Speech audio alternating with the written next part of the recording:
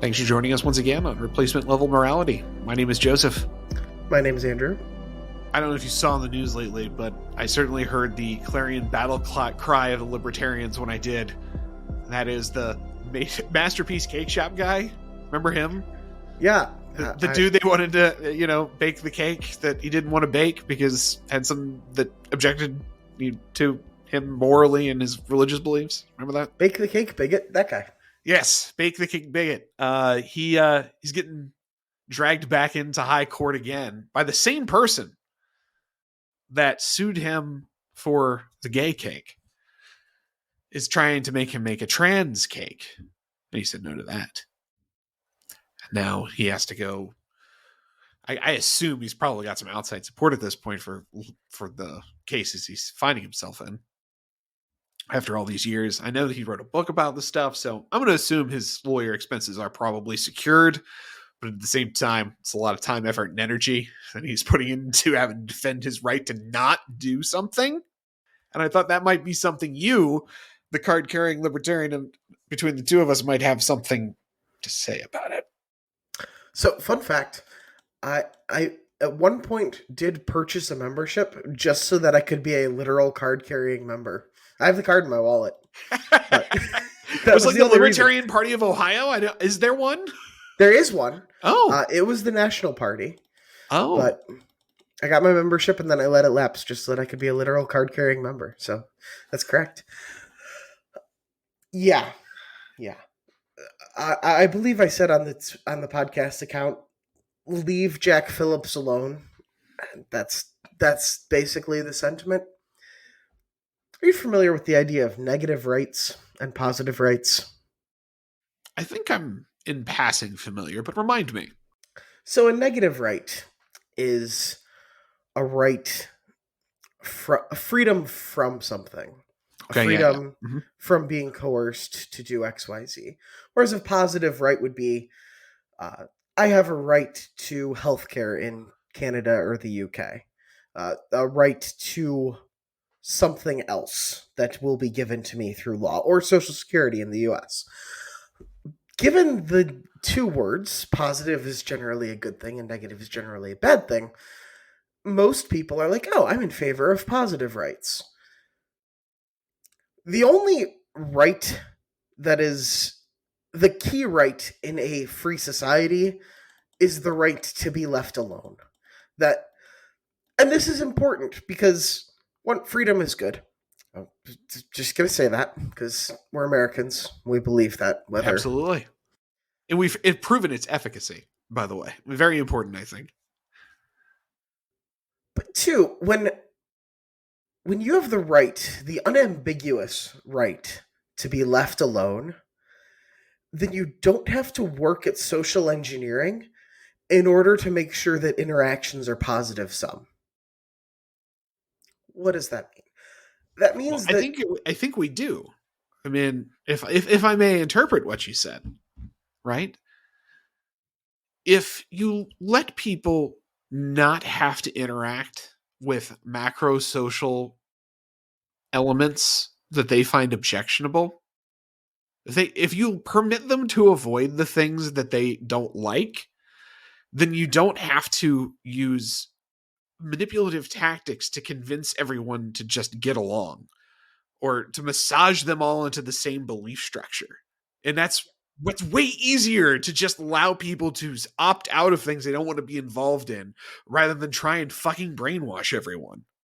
Yes, but also just opting into things as well. We opted to create a podcast together because we thought it was better than the alternative. I opt to go to Chick-fil-A. No bureaucrat has to spend any energy on how many bits of bread have to go to which place, because I can opt to go to a place and the place can opt to supply me bread. And when it's all voluntary, you know that everyone has benefited. Except in the case of externalities, which economics has a lot to say about, and I'm a fan of Pagoo in those ways. But for the most part, when you let people just choose to interact or not interact, they'll make they'll make decisions that benefit each other purely voluntarily. Right. Especially when you provide them with all of the tools that permit them to do so at a minimum of time and personal investment.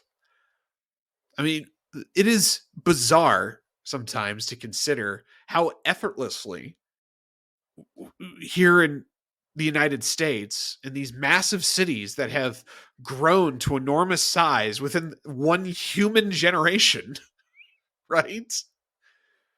For one human lifespan, 100 years, urbanization has launched uh, exponentially. The population of this country is vastly more than it used to be. There's lots of people living in concentrated areas, and there is almost no crime between them. There's 300,000 people living in the city we are in right now. 300,000 human beings. They are not killing each other. There's 20 some million in the greater New York area.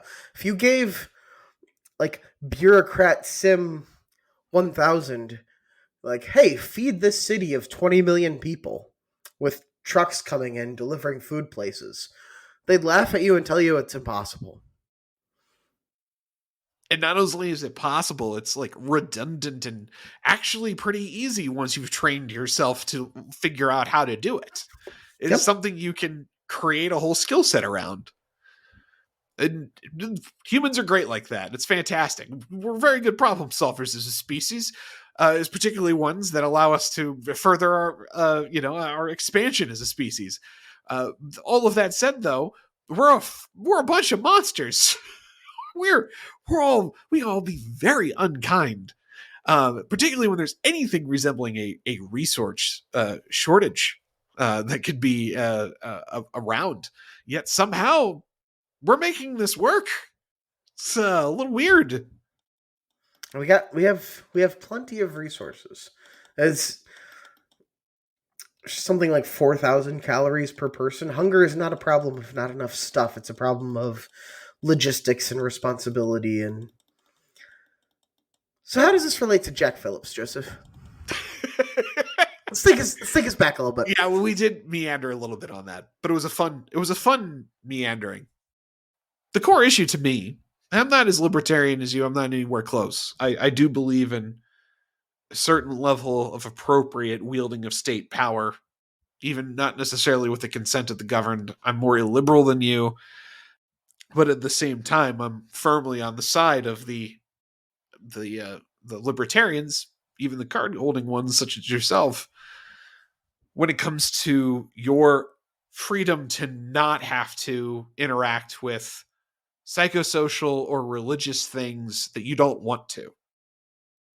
And particularly because you have your own set of religious beliefs that are closely held and it would conflict with. Yeah, and I think that's where some of the Jack Phillips conversation gets lost, where it becomes about religious rights per se and not associational rights generally. But that's what I think is more important with this case, is he's being denied his right to be ignored and to ignore things that he doesn't want to engage with, which is critically important. It's how we can like my neighbors have a wonderful, glorious American mix of we believe in this house, we believe signs, and my neighborhood has a glorious mix of in this house, we believe signs and BLM signs and support the cops and all sorts of like mixed all messages across the spectrums. Right. Got it. They're neighbors. I don't know if they're nice to each other or not, but as long as we stay within our walls, not hurting anyone else, we do all our arguing on the internet anyway. It's fine. Jack Phillips is within quite literally his own walls, even if it's a business. And he has these people coming to him, and people will talk about how it's a custom cake, and he offered them a non-custom cake, and that is different. And it is different. It goes to the malice of the people that are trying to get him to bake this cake, that they couldn't just take one of the stock ones. They tried to get him to do artistic expression Yes. that he didn't want to do. Yeah. But I'm fully on board with if he just didn't want to sell them a cake because he didn't like the color of their hair. The whole point of we let people choose to interact is for whatever reason we know that it's positive. We know that it's positive sum. We know that there are utils being generated by the transaction. It's not one person gains, one person loses. We've discussed before, you and I, that we see differently some of the elements of the right of someone to discriminate if they so want to, as in terms of the kind of the uber libertarian position that the 1968 Civil Rights Act is unconstitutional, or it shouldn't be law.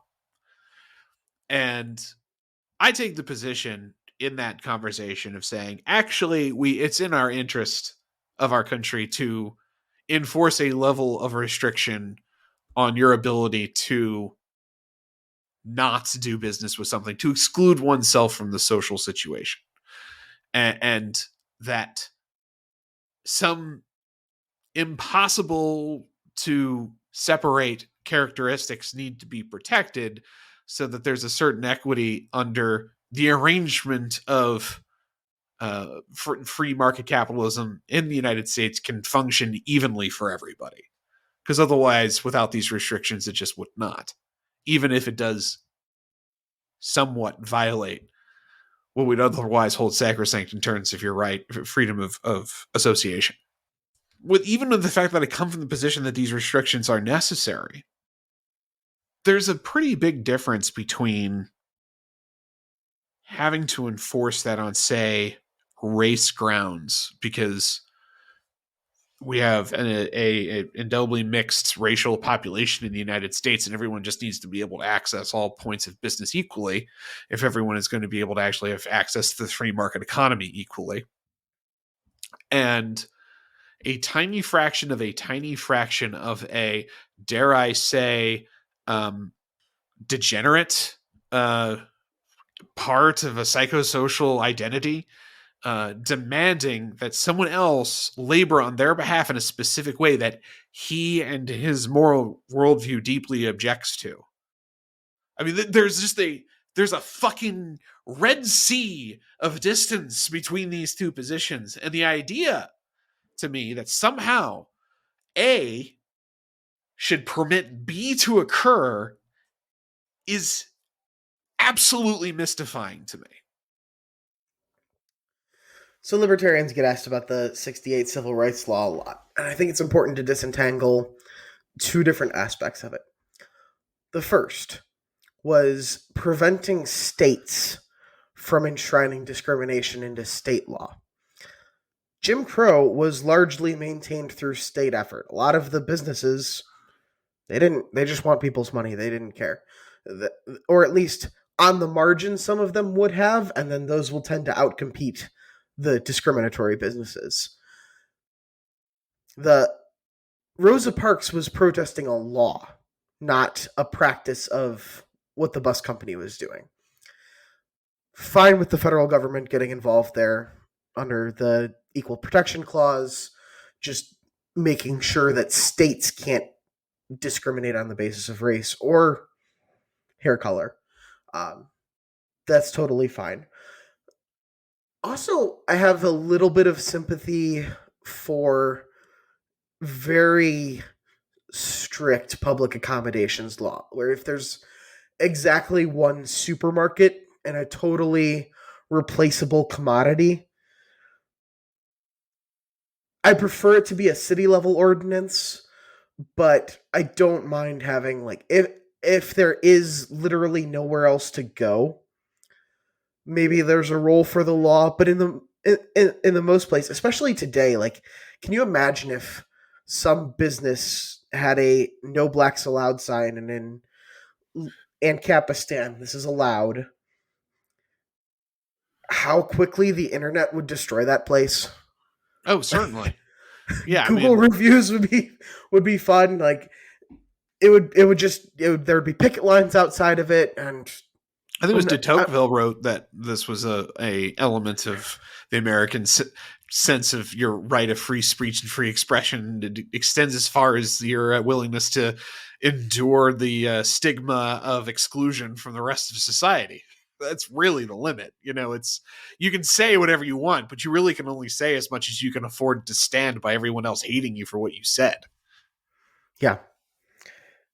I need to read more to Tocqueville, but it's a good book. It's very, I mean, the language is a little archaic and of course French, but it's still it's a very little readable. French, unfortunately. There's a touch on the French side.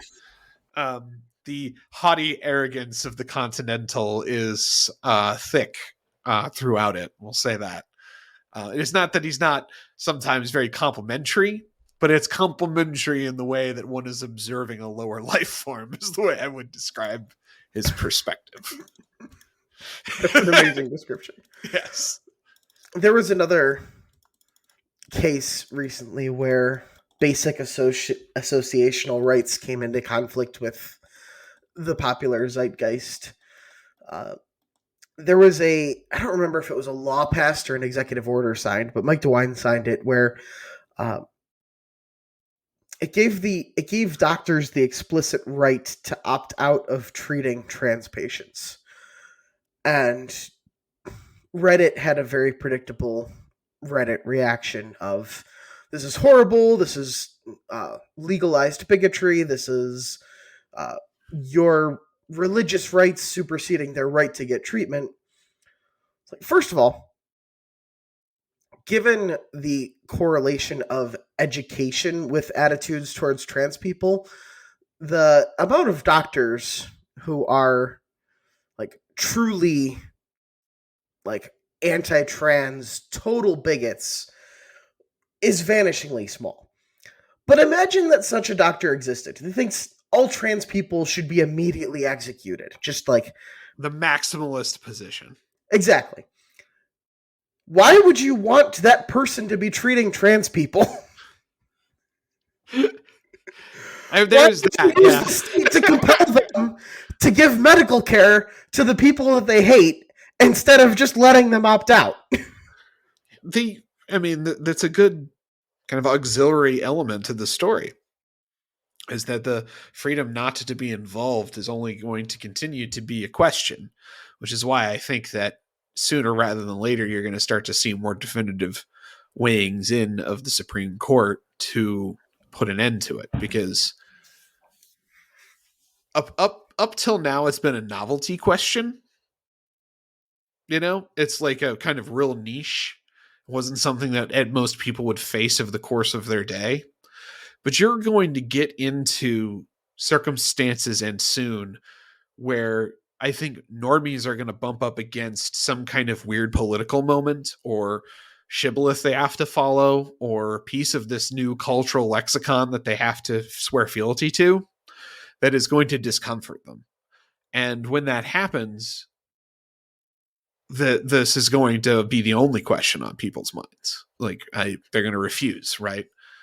So the Supreme Court needs to weigh in on this and put an end to this now, so that it can just be the politics can shift around this. Like, we need to firmly establish, yes, you do have the right, as on the basis of a moral objection, to reject psychosocial perspectives, sexualities, sex habits that you find disgusting for whatever reason.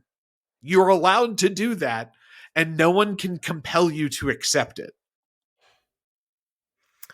And the Supreme Court's ducking of the question in the original Masterpiece Cape. We're going to be soon calling this Masterpiece Cakeshop. We're going to soon call this Masterpiece Cakeshop. One more time. Are you saying that this is going to be Masterpiece Cakeshop 2 Electric Boogaloo? I'm saying that there's a joke about a time traveler going back to 1925 and finding out that he's in 1925 and saying, "Oh, after the First World War," and people look at him like, "What do you mean the first?" We're heading towards Masterpiece Cakeshop the second. There is a case that they heard back in December from Colorado about a web designer. But Arlene's Flowers. I feel like that one's going to be very constrained to artistic expression. Yes. Which is, it's one piece of the puzzle to get to where you need to get to. But this Masterpiece Cakeshop thing, because of the nature of the suit, just seems like it's going to be finally the one where they say, "Yep, you're allowed to just not give you the gay cake." He's allowed to say no.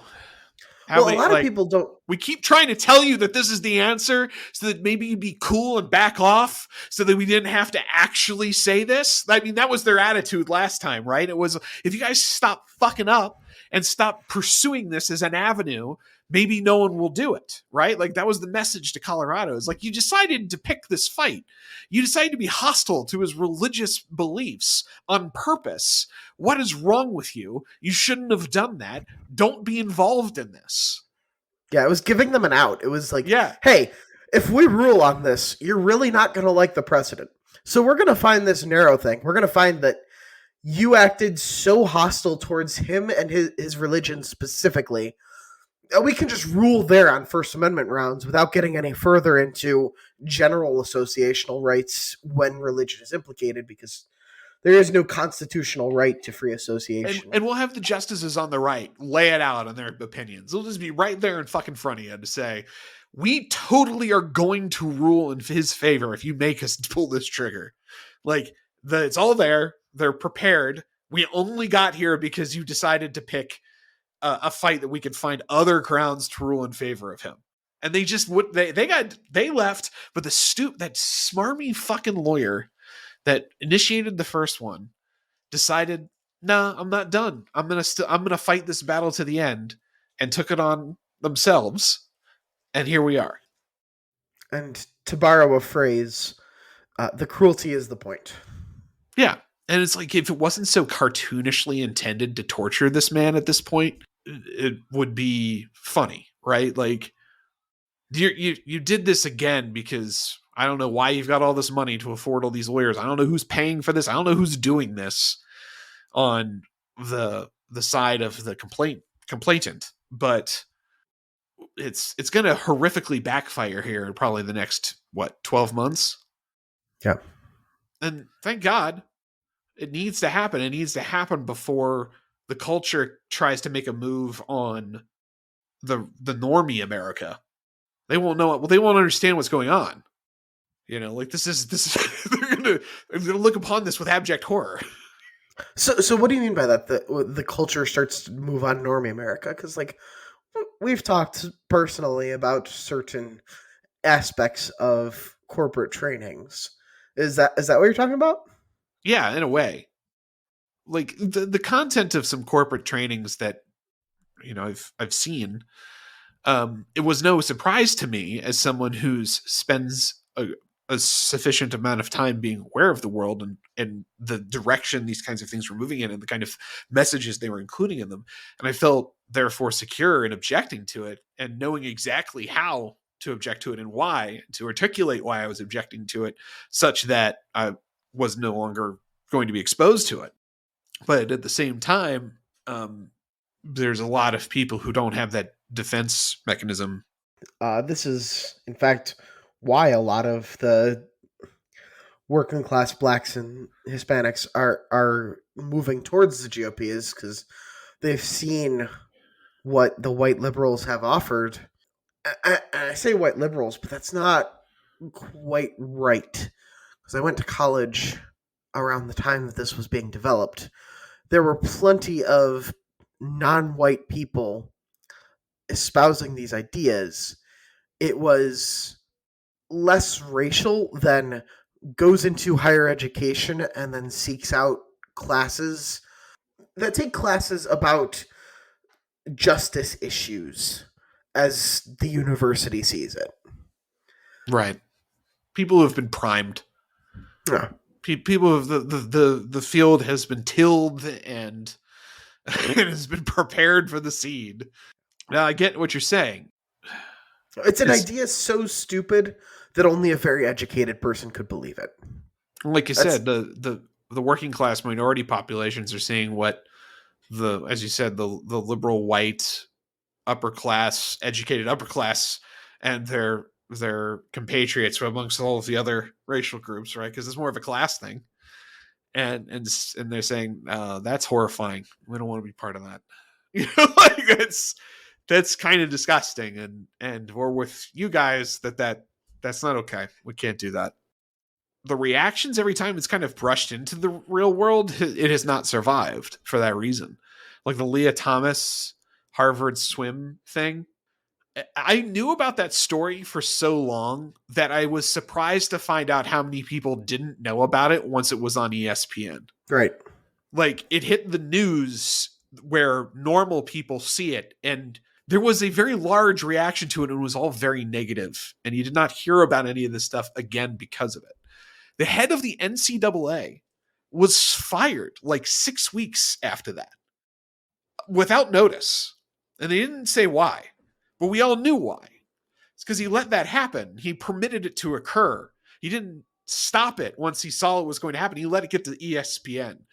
He allowed it to hit where all the normies are that have a lot of the capital that are in the donation funds for these schools that make up this organization that he's the president of. They saw it. They didn't like it. They didn't like that their kid that's going to go to Brown might not win an NCAA championship because some guy decided he's a girl now. That's not like they saw that and said that's not happening. Or even like in California, like the decision to try to unban racial discrimination so that they could have like high school level affirmative action. Just even in California, that got laughed out of the issue box. There was wasn't the coalition that got rid of Chesa Boudin in San Francisco basically the Asian population standing with the not far left parts of the city and voting like 70-30 to get rid of him? Like all of you crazy white liberals are right here, right? That's you. You're the 30%. You've got a ton of money, and here you are. The rest of us are over this guy. It was quite the coalition that came out to smoke him out of power. And it was the crazy white liberals with their wackadoodle beliefs, but they're the ones that were left holding the bag trying to make Chesa Boudin happen. And there's a lot, like especially around Asians, the way the animosity that the wokes have towards them is just like you just want Republicans to be like 20% less crazy, so it wasn't embarrassing to be like, yeah, I voted for them when they like talk to their parents. It's a very strange realignment that we're going through, and all of these moments are interspersed. It can be Masterpiece Cakeshop 2. This time it's personal. It can be the inevitable conflicts that are going to occur over these ideological flashpoints if they actually continue to penetrate past the sort of safe spaces that they're presently in with the folks they've already ideologically captured. I resent you reminding me that Jaws movie exists. Just so you know. This time it's personal? Yeah. I never watched any Jaws sequels. Just watched Jaws. It's the one with the roaring shark. That's all I know. Never saw a single frame, as far as I'm aware, of any Jaws movie aside from Jaws, literal Jaws. So I didn't believe that roaring shark was a real thing. So I watched like that part of that Jaws movie that had the subtitle, "This time it's personal," and it was just as bad as it sounds. The shark roars? The shark roars. Because vocal cords work like that. All right, well, if you can segue this into our second topic, I will buy you a beer. Or I will buy you a drink, because you're not much of a beer drinker. Not much of a beer drinker, but one thing that I do enjoy drinking raw is maple syrup from our friends in Canada. And in Canada are a number of resources that America could make use of. And you and I have discussed in the past as a thought experiment in regards to our positions on the concept of realpolitik, why it is Canada is not something the United States has just taken over. You owe me a drink. Nope, because you went from a drink, not from what we were discussing. No, I count it. I count it. No. I count it. All right. Listeners, I will put up a poll on Twitter as to whether that counts as a segue or not. We have fun here, replacement level morality. Maybe too much. So to do some level setting, realism is the diplomacy, the board game theory of global politics. It is all those things that you think matter, the whether or not there's ideological alignment, whether or not two groups of people happen to like each other, are basically irrelevant to a global board game where people compete for power, influence, spheres of influence, geopolitical resources, territory, all that good stuff. Where think of billiards. That one person does this, it will ricochet off this ball in this way. That's foreign policy realism in a nutshell. We're just all playing a board game. If there's this move, there will be this counter move. Is that fair? It assumes all players of the game are attempting to win. Yes. I mean that's a key part of it is that no one is going to sacrifice the self-interest of their own citizens for some other higher cause or thought. That ultimately everyone is playing to win because that is what your people want you to do. That's how you stay in power. So I have this enduring question for realists of why has the US not conquered Canada? Which may sound like an odd question, but consider Julius Caesar won great fame for conquering and subduing Gaul, partially because something like 500 years prior, the Gauls had sacked Rome, and Romans had not forgotten that grudge. They very good at holding grudges. Very good, the best grudges. The US has invaded Canada twice in the past 250 years. More than two invasions, but invaded them in two different wars. We invaded them in the Revolutionary War. That was less about conquest and more about, trying to weaken British positions and take some of their ports. We also invaded them in the War of 1812, and that was a big boy invasion, if you will. We meant to conquer Canada. It was kind of a thorn in America's side that Canada was still there. I don't remember. I think it was still explicitly British territory at the time. Was. But we tried to conquer it. We failed very miserably. It was kind of an embarrassment all around. Multiple times. War of 1812 was definitely our mulligan on the world stage. Like, all right. Well, you've got this one, best of 3. So we should have, and it's important to recognize that the elites of the time wanted it for its strategic resources. They wanted it because they thought it was embarrassing for the United States of America to not control that land. So there's this drive that's not that old in historical terms to conquer Canada. And then we just go a bunch of centuries without trying, despite a huge disparity in power, even before World War II. We're just so much more powerful than Canada, it's not even close. A realist, we're just here to get power and resources. We're playing to win, as you say. It would basically be free to annex it, get a few more states, get some more territory, get a lot of oil if we're in an age when oil is a thing we're looking for, get maple syrup, as you said earlier. So, realist, why did that never happen?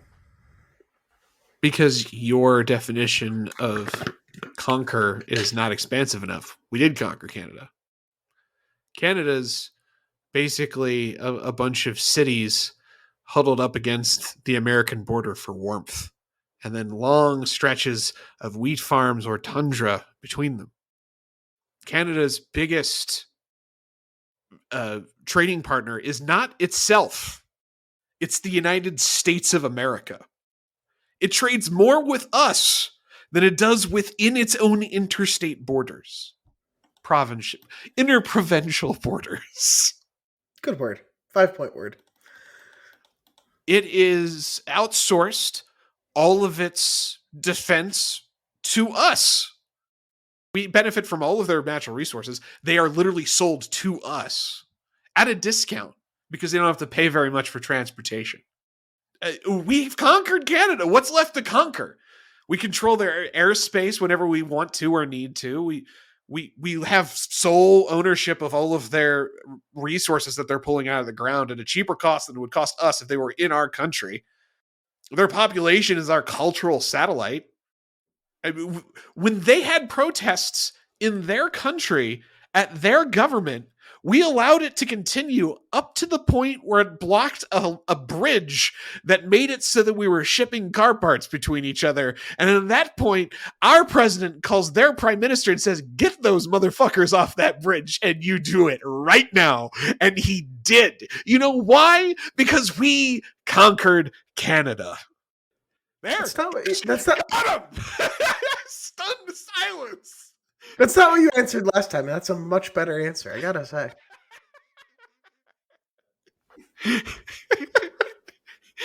Have I won you over? Have I finally hooked the realist claws in deep? So here's why I'm not a realist. It's not why haven't we conquered Canada. Although I'm less proud of that question than I was 10 minutes ago.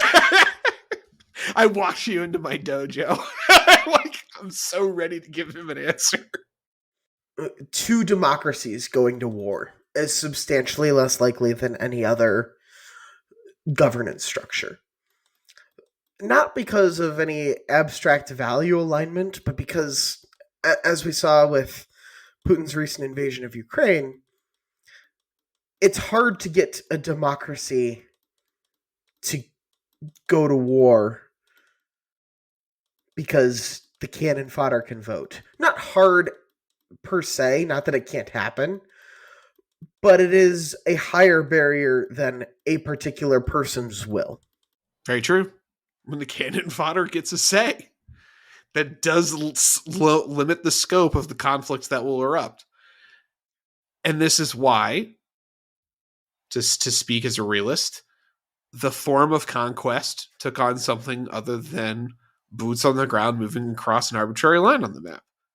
Instead, the United States conquered the entirety of the globe by essentially using the untold bounty of North America and our untouched, huge expanse of land on which to do unimaginable spreading and utilize of just pure space to be able to have whatever industry and urban footprint we could possibly want, to underwrite everyone else's existence such that they will accept this underwriting and their lives will be made better for it as long as they all agree to the terms of service. They check that little box that says we own all of your ass. Like, all of your profits basically come to us to underwrite our existences. We're going to live like fucking kings of the universe. And they bought into it because it was better than anything else they had in front of them. Oh, especially for countries with serious security threats. Yeah. Israel, Poland, Taiwan. Like, oh. Would you rather be poor and be eating borscht? I mean, that's this is what the other side is offering you. Do you really want that? You'll be richer with us, even if you're making us richer than you. Isn't that still okay? We are pro win-win on replacement level morality. Yeah, and it was. We offered the globe a win-win. It was a 70% for us, 30% for them win. but we all made a profit here. And I don't even know if that's the case. I mean, we do kind of fund everyone else's defense. It's a lot. when I think about the global deal that we receive in financial markets to underwrite our unbelievable level of expense, I think that it's a fine price to pay to be the ones in charge of global security. I still wish Europe paid their 2%. I mean, they should. It is embarrassing, though, that we would only ask them to do 2%, though. That's, I guess, my point is 2% was less than the minimum, 2% was not actually trying that. It was like, have enough guys so that it looks like you're helping a little bit, is what 2% is. At least pretend. Yeah, like, it's 2% is at least pretend. 4% would be getting you close to doing enough to defend yourself. 6% would be really committing to the bit, right? We used to be at 6. We've actually fallen closer to 4. And I think that actually is going to be a big global change. I think you're going to see a lot falling more. closer to 4 is our economy grew a bunch. Whereas our total defense spending has grown, but not as much. Yeah, it hasn't grown by the level that our GDP has grown. But we also stopped. It's not that we haven't kept spending money. It's that we did get a little bit more focused on how the defense industry spent money. I mean, we weren't maintaining huge stockpiles of equipment that were probably no longer necessary, but instead investing a lot of money in having fewer extremely potent and high-tech systems, which probably is correct, but is also produces a different effect when it comes to the ability of you to project a certain quantity of force. Yeah, we got very focused on counterterrorism weapons, counterinsurgency weapons. Yeah. That are not necessarily as useful against peers or near peers. You ever heard of Peter Zeihan? He had this great line when he was on Joe Rogan about how we went from thinking about what kind of tanks our opponents would be using in 2040 and designing our tank to beat that tank to there's a guy in a building like this one in Fallujah and there's a door on his right and I need to know on what side the hinges are so that my guys who are going to burst in there know exactly where to set the charge to blow the door in this way so that we have a clear shot at the guy behind him. Like, incredible kind of skill to develop, but also so hyper focused on these micro questions that now you need to scale up your traditional war fighting ability, and that had kind of atrophied over the course of the last 20 years. A lot of those guys don't work there anymore. They've been replaced by guys who are trained to do something else. And they've got to kind of relearn things. The global instability that has come as a consequence of Russia throwing its weight around, I think woke everyone up to the reality that history is not actually ended. Sorry, Francis. And they may have to defend themselves. Now, it turns out defending yourself is a lot easier than you thought. And maybe 2.5% to 3% of your GDP is enough because technology has made it so the level of force you can lay out against a potential invader on your doorstep is going to be enough to stymie them at that level of expense as long as it's done and projected in an efficient fashion. It's also because our particular adversaries are so weak.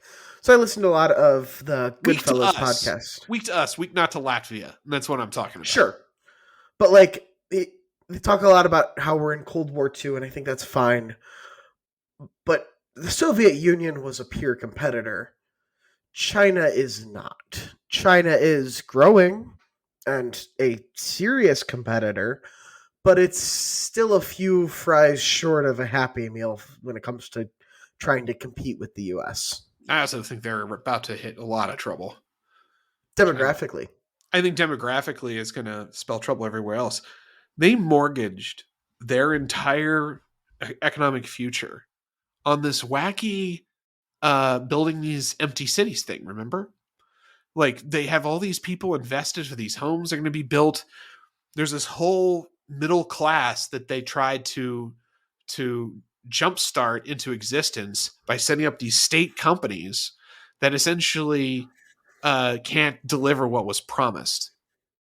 Well, the Soviet Union did the same thing with whales, where they didn't actually need whales anymore. They just kept hunting whales because the line had you can't report less than the previous year's number. So China did that with buildings, where it's like, how many buildings did we build this week, comrade? Mm-hmm. One more than the previous period. Oh, okay. Were those buildings needed or useful? No. Yeah, and they're going to start tearing down these empty cities that they build. It's insane. And the collapsing demographic circumstance is going to play out in such a way that they're not going to have enough people to. I don't. Again, this is Peter Zion, thing that he brought up was there's going to be not enough people to employ in the same way that they presently can, because this population bubble that's going to transition out of being able to work in the heavy industry things that they are profiting from and are going to be replaced by a smaller amount of one child policy era kids, that there's not only less of them, but they're also less likely to have children. And they're all males. Oh yeah, and it's mostly men. So that's going to be a lot for them to deal with. That's probably going to prevent them from rising much higher. And their naval power is not really all that impressive. They've got a couple holdovers from 40 and 50 years ago in terms of design of aircraft carriers, basically built to pantomime having a combined arms ability. I would say that even the French are probably far more capable militarily than China is in terms of projecting their force. Like France can go fuck around in Africa, whenever whatever it is that they feel like it and do. And I think China would struggle to have overseas adversarial deployments of their army. I don't think they've figured it out yet. Well, Famously, one of their invasion plan of Taiwan is like everyone get on a boat and go. Like they just expect to lose tons of dudes. one of the like things that people will say to scare you about the rise of China is they're soon to have a blue water navy. It's like, talk about damning with faint praise. They might have, who already has a blue water navy? Japan. France. Like the It's United always Kingdom. like it. Every once in a while, I'll be like looking at different countries' naval strengths and be like, "Oh yeah, that's right. France is an aircraft carrier. I always forget that." People also forget that they are very involved in their former colonies. Like very involved. You never hear about their deployments, but they have a very professional, active part of their military. And they've not let go in the way that other colonial powers have let go. That sounds like very replacement level morality. Would you like to Would you like to take a crack at explaining that phrase? So remind me, what were we talking about when it came up? When you said the phrase replacement level morality? Because it was something you coined. Yeah, it was just something I said without thinking it was different, and you're like, yes, that's a very Andrew phrase. I'm like, oh, I guess, but so we were talking about Julius Caesar, and my position is that he is a historical villain. Right, and he's a historical hero, yeah. And the argument went something like, he brought down the Republic, that's a bad thing. He was on a quest for personal glory to become a king of a city that didn't have a king. It was unique in that it didn't have a king, and it had this whole culture of Sic Semper Tyrannis that was noble, and he brought an end to that. You said, well, anyone in his place would have done the same thing. I said, yes, that is not being a hero. That's just replacement level morality. There's nothing heroic or noble about it. It's just what a replacement level person would do. And we think that not only is that just a neat phrase to name a podcast if there ever was one, but it does convey the tenor of the conversations that we tend to have, in that we often remove, if possible, the moral dimension to the dynamics that we are looking at. I mean, we basically did that with our earlier conversation in regards to the Masterpiece Cakeshop freedom of association, freedom to opt out conversation, where we talked about these things in stark terms when it comes to the personal freedoms that people are supposed to have. particularly in their rights to not be involved with people. And you know what? That's the way you have to talk about these things. Otherwise, they're impossible to talk about, and particularly to disagree about, which is something missing in a lot of the civic conversation that we see online, which the people have forgotten that they have to be able to permit disagreement and not like it, not enjoy it, but know that it's part of the conversation, and that as long as you stay in your house at the end of the day and I stay in mine, I don't care what you believe. So that brings us full circle. How about that? We're back to your story about your neighbor and their signs. Good neighbors. It's almost as good as my transition to the second topic. That was terrible. They're good neighbors in that I haven't met them yet. But it's winter. I'm sure I'll meet them when the weather warms up. Well, thanks for listening to Replacement Level Morality, and we'll see you later. Bye.